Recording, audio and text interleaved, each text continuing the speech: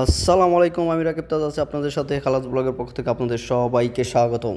তো আমি আছি হচ্ছে বাসার নিচে, কারণ আজকে আসতেছে রুবেল চাচা। তো রুবেল চাচা এখন আসবে, তো চাচার জন্য বাসার নিচে অপেক্ষা করতেছি। আইসো মাত্রই নাকি? লুক নিয়ে আইছি। ওই তোমার এই কুবরির সামনে ইশারা আছে না, ইশারার সাথে দুইজন নামাই দিয়েছি। তুমি বেল লাগাইলাও। হ্যাঁ, বেলের সিঙ্গেল দিতেছে। এই হলো সুলাইমানিয়া, মাঝে মধ্যে আই তো রেল স্টেশনে। আরে কাপ করতে। তো চাচার গাড়িতে উঠে এখন আমরা রওনা দিছি চাচার বাসার উদ্দেশ্যে। আমরা এখন চাচার বাসায় যাব, সেখানে আজকে রাত্রে আমি ওইখানে থাকবো, কালকে সকালে চলে আসবো। রাতের এই অপরূপ দৃশ্য দেখতে দেখতে আমরা চলে যাচ্ছি গন্তব্যের উদ্দেশ্যে। একটা মিউজিক না হলে কি হয়।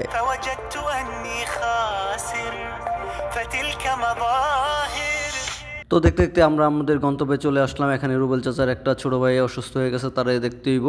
তো আমরা এখন তারা দেখতে যাবো।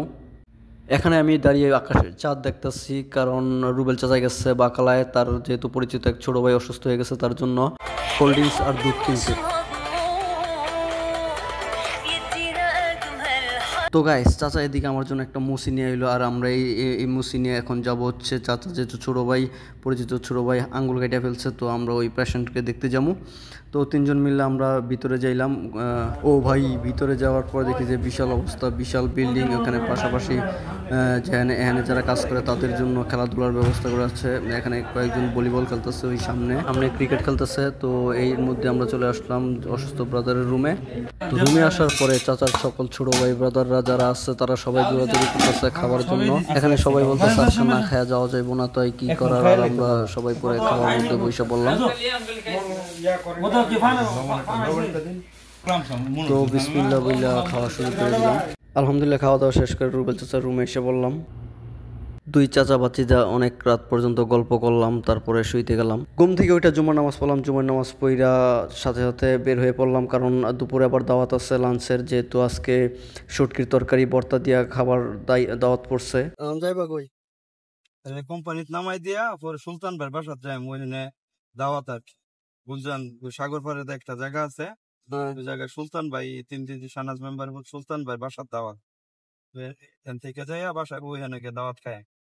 মরুভূমির মাঝখান দিয়ে আমরা ছুটছি সুলতান ভাইয়ের বাসার উদ্দেশ্যে।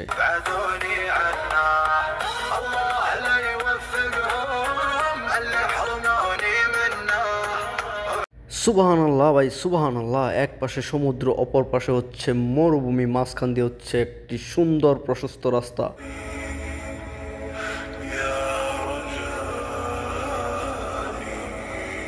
সৌদি অনেক মানুষজন এই পার্কে আবার এই সাগরের ভিতর দাদা ওই সামনেও এই বসার জায়গা আছে, হ্যাঁ সামনে ইয়ে আছে, সাগরের মধ্যে দা ইয়া বানায় নিচে, ব্রিজ বানায় নিচে সামনে বসে।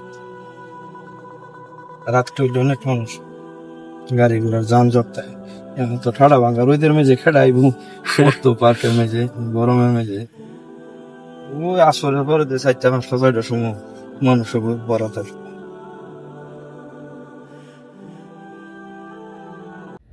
এখানে গাড়ি পার্ক করে আমরা চলে আসলাম সুলতান ভাইয়ের বাসার সামনে। তো আমরা এখন বাসায় যাচ্ছি। তো সুলতান ভাই আমাদের অনেক আপ্যায়ন করেন, কয়েক জাতের ভর্তা বানাইছে, তারপরে আমরা সেটা খাওয়া দাওয়া করলাম। সুলতান ভাইয়ের হাতের রান্না অনেক ভালো, আমরা সবাই খাইয়ে তৃপ্তি পাইছি। আসলে রান্না বান্না খুব ভালো হয়েছিল। সুলতান ভাইকে ধন্যবাদ। খাওয়া দাওয়া শেষ করে সুলতান ভাইয়ের কাছ থেকে বিদায় নিয়ে বাইরে আসলাম। এটা হচ্ছে রুবেল চাচার গাড়ি। আমরা এখন আমার বাসার উদ্দেশ্যে রওনা দিব।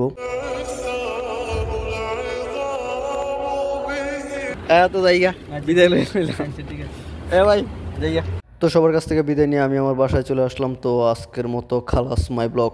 Thanks for watching my video.